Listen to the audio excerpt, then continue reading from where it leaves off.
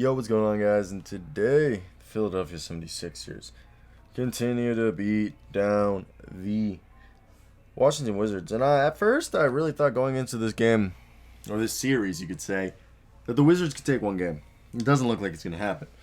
And I've said this multiple times. I still think the Philadelphia 76ers are the best team in the East. They will beat the Brooklyn Nets. They will beat the Milwaukee Bucks. Whoever will face them in the conference finals, they will beat them because they are the best defensive team in this. And Doc Rivers, people just give him too much crap. Hell of a game, though. So if we watch this, it's just a beatdown that we were expecting, okay? And I think 120-95 was the final score, if you guys did not know. Joel Embiid had 22 points, 7 rebounds, 3 assists. Ben Simmons had 9 rebounds, 8 assists, 22 points. And Tobias Harris had 19 points as the top. Those were the top 3 leading scorers. And Ben Simmons continues to just put on a defensive display today. He had 2 steals, 1 block. And he had a great day shooting. Had a lot of jumpers. George Hill is the best. There is an incredible 6-man off of them. And then they have so much shooting and depth off the bench. Like, Matisse Thybulle can... This is why I say the Brooklyn Nets and Milwaukee Bucks are going to lose to them, because Matisse Thybulle, Danny Green, Ben Simmons can... And, Paul Reed can literally guard anyone. And even George Hill, a very capable defender.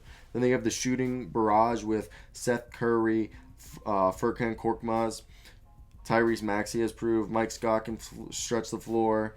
And, those are guys who, some of those guys don't play much, but, still, they can put guys out there. And even George Hill can stretch the floor. Out of the guys who aren't the main thing, Joel Embiid can stretch the floor. Tobias Harris playing his best basketball of his career, and it's very fun to watch, and I'm happy for him. So, this was to be expected. If you were going to tell me that you expected the Philadelphia 76ers not to be demolishing them, I think you'd be lying to us and everyone. Honestly, because, the 76ers are head to heels way better, and it's been really fun to see, what Joel Embiid and Ben Simmons have been able to do. Everyone keeps telling them they can't coexist with one another, but they are. And I think that's the best thing. So I really want to hear, what do you guys think of this team? And what do they need to fix? I think they're great. I think they're playing great basketball.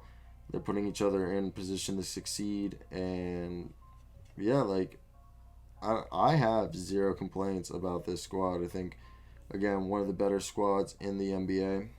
And I think they're going to face the Lakers or the Jazz, or whoever comes out the West. Because, that's another thing that's up in the air. But yeah, basically, that's my thoughts on that game. It was a good game. Great game. And I had a fun time watching it. And I think what we continue to see is that Seth Curry, Danny Green, George Hill, Dwight Howard, Matisse Thybulle, Furkan Korkmaz, Tyrese Maxey, Shake Milton are all these guys that are probably it's the deepest team in the NBA. I can confidently say that. So I want to hear your thoughts, guys, down below. But that's it for me today, guys. Peace. Wait, I'm going to finish my Doc Rivers rant. Doc Rivers, great coach. I don't know if he's great at adjusting on the fly as other coaches are. Does that make sense? Yeah.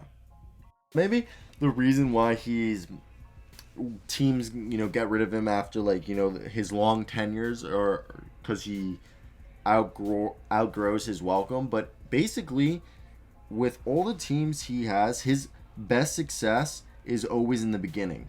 And I think that's great because people buy into what Doc Rivers does. And I think Doc Rivers is a great coach. He's a top 15, I don't know if he's top 10, but because Doc Rivers isn't the best X and O, but he plays a very team-friendly basketball. He puts a system in that everyone buys into.